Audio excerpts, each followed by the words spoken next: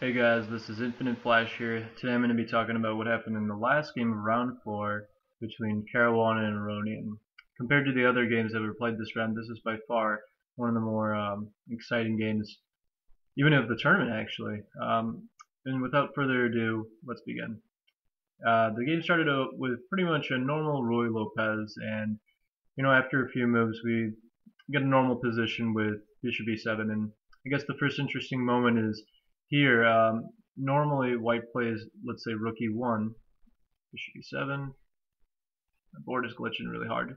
Bishop e7, rook e1, and I think b5, bishop here, castles if I recall correctly, c3, and I think Caruana and Aronian have played this position multiple times against each other when Aronian is really an expert on the Marshall game, but we didn't really get that game. We didn't really get that here. I guess Caruana was aiming to, let's say, throw off Aronian a little bit with d3 in this position, and the position types are pretty interesting. After b5 played by black, bishop b3 was played, castles, and one idea of this was not to play c3 necessarily and free up the square for the knight, and I think Caruana took advantage of this very nicely here with knight c3, developing this knight to the square and instead of pushing the pawn. And usually black would usually like to, let's say, play knight a5, trying to grab this light square bishop and take it off the board, but in this concrete case there's the e5 pawn hanging, and that's not sufficient compensation. There's not going to be sufficient compensation for black there. So he has to play d6 defending the pawn here, but I think now white played a pretty nice move to avoid knight a5 losing this light squared bishop with a3, freeing up the square, and after knight a5, which was played by black, bishop a2 was played, and now Aronian played bishop e6, trading out the light squared bishop along this diagonal. There's not really a way to avoid it. Moves like knight d5 just seem kind of awkward. I mean, that just doesn't seem kind of right after, let's say, knight takes d5, and if you play e takes d5, you've kind of killed your own bishop along this diagonal. Again, in the end, he just took the bishop here, and after f takes e6, white has to kind of sort out the structure here and kind of play around this pawn center and pawn center mess that black has. And he started out with b4, forcing this knight to retreat to either c6 or b7. And if you go to b7, this just kind of looks weird. It doesn't really contribute towards a, let's say, a meaningful future, and it might get stuck over here on b7 sometime at some point. So he played knight c6. Black always kind of keeps the option of playing a5 open in this kind of position, and in this position, white can certainly play bishop g5, but he played the very, very quiet bishop d2. And this move allows, let's say, a knight to move here, and it's kind of supporting the a5 square. So this bishop has some roll over here. On e3, it kind of looks active with supporting d4, but other than that, I mean, this bishop just kind of shoots at air. And in this position, after bishop d2, black decided to play d5, and in this position, the pawn there's some pressure on the pawn, and this rook is not doing so much in this position, and a move like queen e2 is certainly natural, but I think one of white's ideas was just to play the rook here, and his threat is e takes d5 and knight takes e5, winning a pawn here. So black kind of has to react to this. He can play d4, but I don't really think this is what black wants so early in the position. And probably after d4, then knight e2, and this is kind of a weird King's Indian pawn structure with this kind of position. And this looks really, really unorthodox. White can even consider probably even knight a2, knight c1, knight b3, trying to control these dark squares. I only worry about moves such as a5, quickly breaking open the structure. Probably after d4, knight e2, and black finds it difficult to generate some dynamic play based off these pawns. He can try to play moves such as knight h4, but anytime black plays knight f4 here, I think white just chops this knight off, and you're kind of left with a pawn on f4, and white is definitely close the center, and that's what white wants in this kind of position. That's pretty comfortable, I think, for white. d4 is not really recommendable. So instead of d4, Black usually, let's see, d4, rook e1. Now queen d6 was played in order to just defend the pawn here. And I think this is a pretty reasonable move. And, in this position, white just played knight a2. Let's say trying to reroute this knight, as I mentioned earlier, to, let's say, the b3 square.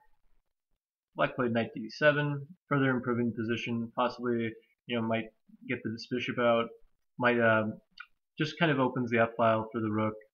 And, you can also think about moving this knight to b6 and a4 in the future. Also, it controls the c5 square that white might want to use after knight c1, knight b3, and knight c5. And in this position, white plays queen e2, connecting the rooks here.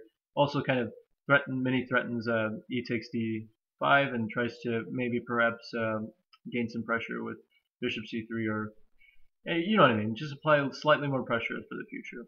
Probably it's not right away applying pressure, but down the line you can definitely see this move working in some positions. And in this position, black just shut down the position with d4. This wasn't the only move in the position, but it's not that bad at all. Black has other alternatives like, I don't know, like rook e8, or let's say h6 followed by rook f7 and the other rook goes to f8. I mean, these kind of plans are pretty slow, but I think d4 is a pretty reasonable move as well. And at first, you might think, what is black exactly threatening? But the thing is, black is threatening a5. So if I play a move like h3, just kind of wasting a move, black plays a5, and he's opening up the queen side very fast, and my knight on a2, my rook on a1, and this close center do not really cooperate with the quickly opening up, let's say, opened up queen side. Instead of h3, white, Caruana played a good move in rook b1, kind of defending the pawn over here, and playing into mate a5 with probably just pawn takes pawn and rook takes b5, and he's kind of well developed here to meet that. Also, he doesn't necessarily have to capture this. He can kind of keep his options open. Not really sure what he would do though. Maybe probably just takes. Yeah, probably just takes. And after knight takes, you can always play knight b4, blockading the square, or perhaps rook takes b5. The only thing I wonder about this position is what you should do to move the knight to. How should you move the knight to get the rook out? You know what I mean? I'm not really sure what white should do. Perhaps moves such as queen d1, keeping the c2 pawn protected and allowing moves such as knight b4 to happen. This kind of position is very, very interesting, really. I think white's doing quite well in this kind of position, and well, that's certainly an alternative for black to play a5, but it's probably not best at the moment. In the game, he played knight b6, kind of taking advantage of the a4 square, possibly. Not necessarily playing a5 immediately. A good waiting move in a sense, but kind of a move that has ideas beyond just the break. Yeah, in this position, white just played knight c1, is continuing with this knight b3 plan. Black played knight a4, white played knight b3, and we kind of have a clash of ideas with black kind of controlling the dark squares here. A move such as c3 is not possible right now, as black would just take, but even if black somehow gets c4 in and pawn takes, and so let's say there's a rook here and white was able to take here, there would still be this backwards d3 pawn remaining on d3, but just pretend the pawn isn't here. You'd still have this, and the d pawn and the c pawn are traded or something. The d pawn, the backwards d pawn would still be weak here for white, and black is pretty much getting a clamp on the queen side over here, trying to prevent white's active play, as if these rooks aren't active over here at the moment. Yeah, and in this position after knight b3, I think Aronian makes a, let's say, a slight error, but it's nothing serious at all in my opinion. In this position, I mean, or actually rook f, the movement that he plays is fine actually. He played rook f7, planning the double on the f file, and you can always think about these kind of this exchange sacrifice idea, and after the g takes the pawn, you can try to maneuver a knight, let's say over to here to the queen side, and try to get to f4, or rely on the fact that let's say if the structure after g takes f3, I just want to kind of illustrate a point. Let's say rook takes f3, g takes f3. I know this is completely ridiculous, but this kind of structure is very, very closed here on the king side, and the white king is kind of left open over here, and all these squares are kind of exposed. And I think black could rely on this idea. Of course, all the pieces are over here on the queen side, but you kind of get the point that white's king is kind of alone over here. So rook f7 is kind of a good idea to probably prepare the exchange stack at some point, not immediately, but at some point. And in this position, white played the weird rook c1. And to be honest with you, I just don't understand this move. I was analyzing this for a long time, but I could never really figure out what this move did. If any of you can figure it out, then I'd be quite amazed. Unfortunately, I think it's just simply a waiting move in this position. White just kind of waits to see if black wants to, if black is impatient. That's the best explanation I can think of. Rook c1 doesn't, I don't see really a plan associated with this. And in this position, black played a weird move himself, I think, with rook d8. I'm not exactly sure what this move does either. It's really, really interesting and weird just how this game manages to just develop. You know, to be frank with you, I just don't understand the move. Both this rook c1 and rook d8 moves just look pretty weird to me. Okay, and I mean, white just chose to play knight g5, let's say attacking the rook, and bring one piece more to his attack over here. Yeah, and in this position, I think Aronian goes a little bit wrong. He played rook f6, kind of just protecting against this knight, possibly bring the rook over here.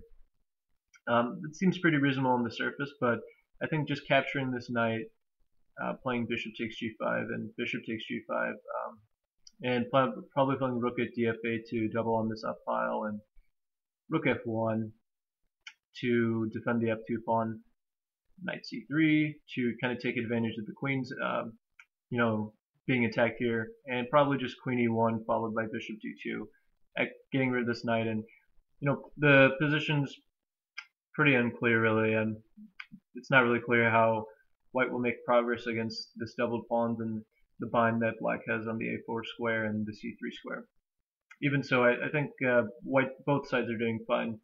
It would have been interesting to see how the play would have developed from here. Instead of bishop takes g5, we saw black play rook f6, and the problem is white played queen h5 here, and you can't really play rook h6 because of queen g4, and this is just kind of annoying for black because this pawn is always weak.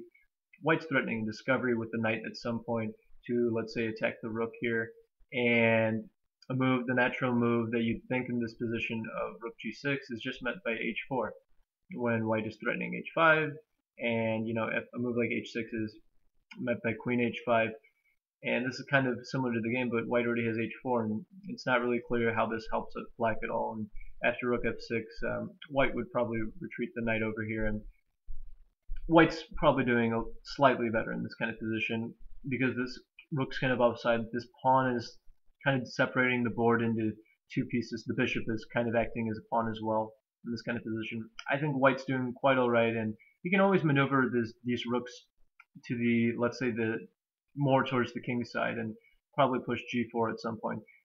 These are kind of long-term plans I'm talking about. Nothing too immediate, but I think white's doing quite okay in this kind of position. It's very, very difficult to recommend anything for black. Maybe a move such as knight b8 comes to mind when knight d7, knight f6 is a way of rerouting the pieces. But even so, after knight b8, you always have to wonder about knight a5. White trying to take advantage of the a5 square and trying to influence the center, this kind of queen side over here. Anyway, that's just kind of my thought about it. Instead of rook h6, he played h6, which is probably good. And after h6, white just retreated the knight, kind of inducing this weakness that h6 appeared with, and these light squares become very weak.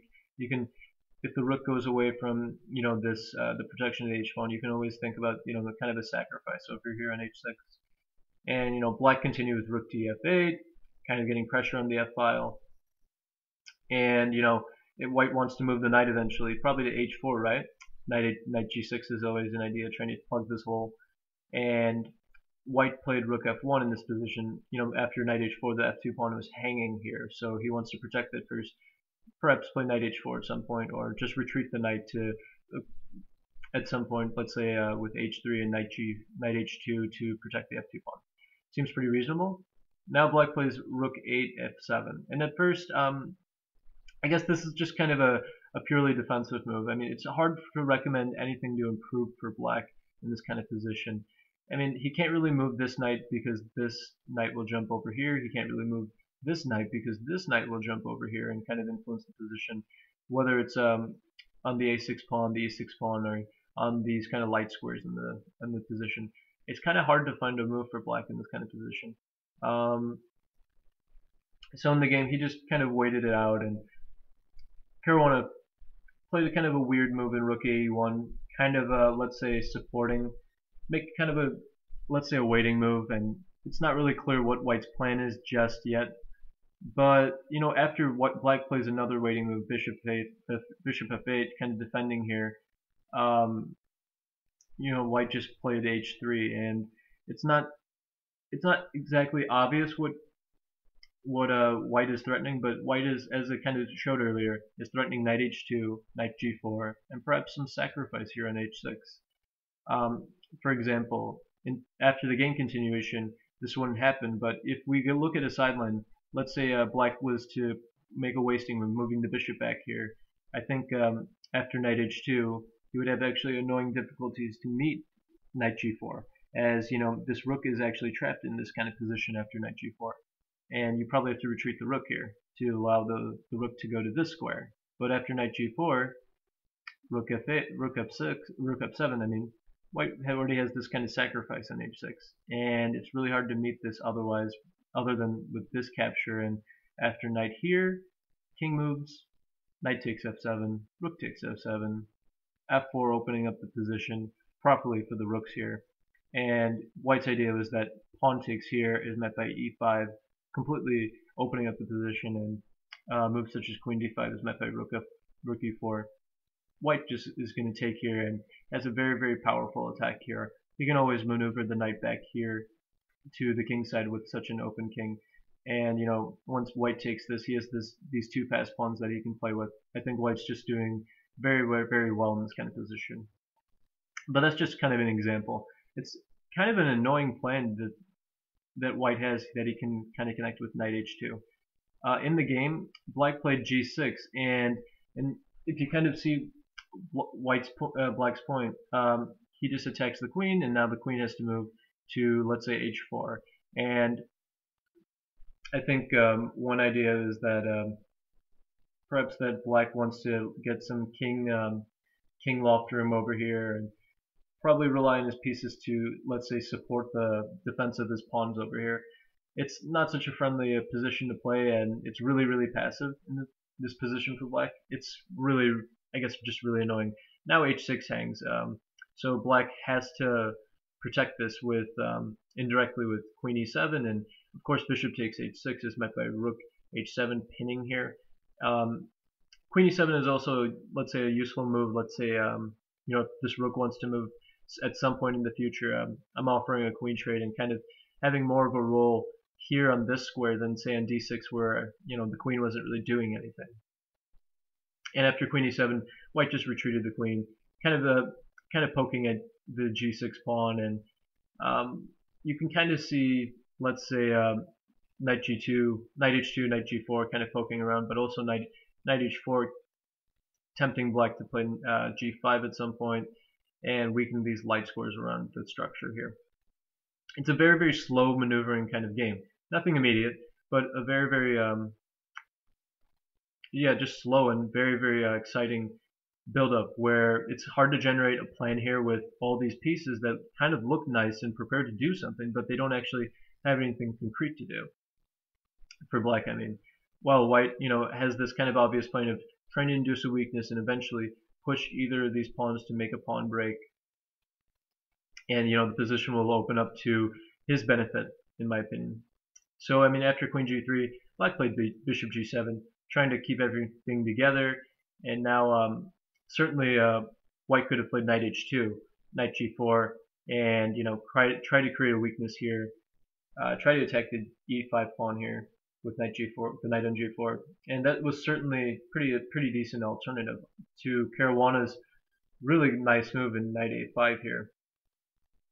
And the idea, I mean, I think we see it in the game. After knight takes a5, uh, Caruana lured away this knight over here that was protecting the e5 pawn, and I guess this is what Aronian kind of missed move earlier after bishop g7, and I mean, you can't really blame him. I mean, this is already a tough position. I mean, he must have missed something somewhere to have missed knight a5, and I mean, after knight takes a5, the natural b takes a5 is pretty good for white, but the move played by Caruana is definitely a very, very I wouldn't say brilliancy, but it's a it's just a great move that he played. Knight takes e5, capturing the pawn, and forcing matters to be had. Now this knight has to move, and it doesn't really have any. C6 can't be gone to, obviously, so he has to go to b3, b7, I mean. And white can take the rook here, but after, let's say, knight takes f7, queen takes f7, I'm not thoroughly convinced that this structure is as, let's say, good as what Caruana got in the game. These rooks that were on the f file were pretty bad, actually. I mean, you could probably try to pick them up later, and after Caruana's move, the structure is just entirely bad, really. You played knight takes g6, and the idea is that you're moving one more pawn from black's king's shelter, and you're gaining a tempo on the queen. So the queen has to probably move, and it went to d8 in this position. A move such as like rook takes g6 is probably just running into queen takes g6, and after rook f6 trying to kick you out, white can just go queen g4, and I mean, he has this definite plan of f4, and with these two knights kind of being offside, I think black is doing quite well. He has two pieces for the rook, if I'm a rook for two pieces, but he also has these two really potentially strong pawns that he can push towards the black king, and this position's a very nice for white. And after e5, trying to, let's say, solidify the structure, white can probably play f4 kind of against this, and I mean, it's really uncomfortable. Maybe king h7 to get out of the g file. White probably just take rook g6, getting a tempo on this. Queen f5 kind of pinning here, and probably bishop takes here.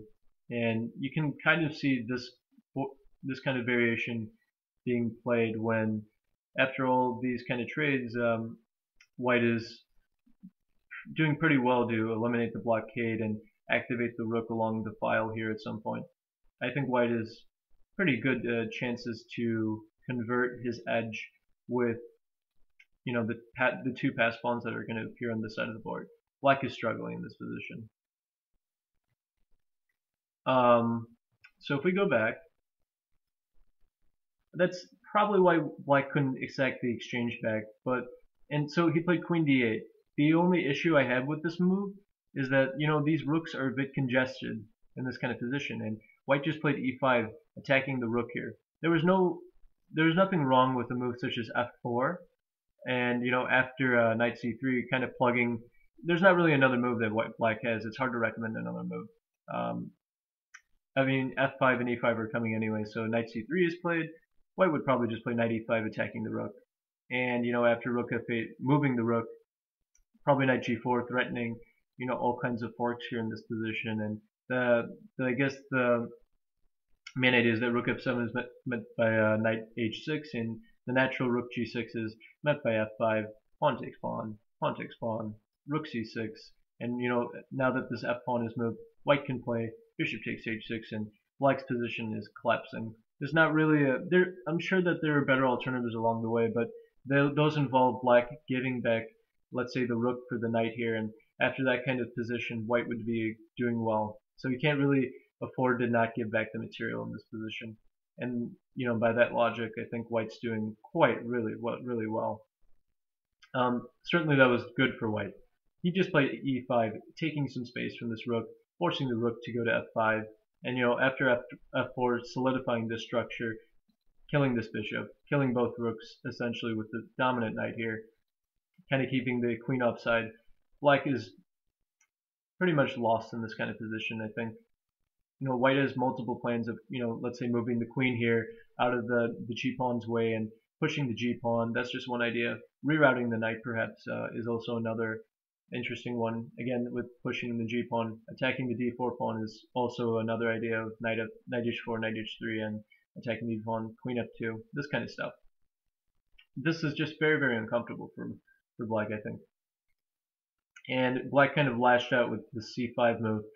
And he's just trying to look for anything in this position. The king side just looks awful here, and he's got to make use of both of these knights. And c5 makes a lot of sense. Trying to make a breakthrough in the center. This part of the center. The center is right now is kind of divided in half, where white's dominating over here, and black has basically done nothing over here for the whole game. And in this position, white played knight h4, gaining a tempo on the rook over here, and black basically held on to the material with rook h5. White retreated with the knight on f3. Caruana is playing pretty much a brilliant game of positional chess here, relying on this piece sacrifice and to kind of get this offside rook. Really bad pieces here, miscoordinated pieces over here that don't really help in the defense of the king over here. And he's about to get basically a full-fledged attack here in this kind of position. Black played in this position king h7 in order to prevent white from playing queen g6 in this kind of position. A move like queen e7 kind of keeping the position as is, but also perhaps at some point to help support, let's say, a move like c takes b4. Maybe not c takes b4, but also kind of just influence the queen side over here. Would probably just be met by queen g6, and after the rook has to move here, as there's no good way to defend the rook. I suppose that a move such as that is running into g4, so you got to retreat the rook here, and probably just b takes e5. And I guess after one of the knight takes here, you have a knight takes d4 in this position, so that you can't really take with the knight, and you have to take with the queen. But after all, the e6 pawn is hanging in this position, and black collapses. So it's really, really weird that a move like queen g6 is working, but black decided to prevent that with king h7. A good move in my opinion, but it doesn't really save this position. White continued with the strong move queen g4, applying pressure here. Black had to prevent this with kind of interposing in the way. White brought his knight over here, and at this point he's got to give up the exchange here. He just finally admitted that the pressure is just too much, and he's got to do something about the position. And black is helpless in this kind of position. And after king h8, knight takes f5, rook takes f5 is practically forced, as a move such as e takes is allowing white to get a strong passed pawn over here. And you can see b takes e5, bishop c4, and the e pawn starts to push himself with the rook here. And you can see a queen moving here and g4 coming as well. This position is winning for white strategically. And so he decided to capture with the rook, but the problem is white goes with this queen g6 idea, still pressuring the pawn here. And after queen e7, g4, we saw white break through with rook f8, f5, and we can see this coming down black's throat. Queen e8 to try to alleviate some of the pressure here. Queen takes e8, rook takes here, f6, bishop f7, bishop f8, f7, rook e8, rook e7, and after rook f6, black is pretty much dead in this kind of position. Knight b6 was designed to bring the knight back into play, probably just to capture the rook over here and hope for the best, But of course, with rook f6, this supported the capture over here, and black captures here. I think the idea is that after bishop takes here, then just probably rook takes here, and king g7 is met by the very, very nice tactical shot, rook h7. The idea is that king takes is met by promotion, and if you play a move like this, I think just white plays rook f1, and after rook h8, black can resign in peace, or in pieces if you want to have a little fun party there. So after rook f6, black didn't really see anything better than knight b6, bringing the knight back into play. There's not much of the defense, but after bishop takes h6, black cannot capture here, and he brought the knight back to attack this rook. But the problem is, as we see in the game, white played rook f1, strong move in my opinion, meeting knight takes f6 with bishop takes f8, with, let's say, a double attack on the rook and the knight in this position. And black loses very quickly with just say rook takes f7, rook takes f6, and this endgame is completely lost if white captures here. And besides the fact that white has 3 passed pawns, this knight is pretty much dominated after say bishop e7. This is not very good for black, obviously. So in the game, instead of knight takes f6, black just captured the pawn here. I think white just recaptured, right? Just takes, and after takes, king g7. White played the strong move, rook h5, and he's kind of just answering, let's say rook f7 here with rook f7, king g7, and rook h7, forcing black to defend the knight here. And white pushes the pawns here to victory. And Aronian resigned pretty easily and in comfort, knowing that this would immediately happen. Anyways, I think this was a very, very nice demonstration of Caruana just completely outplaying Aronian in a very, very slow and positional manner.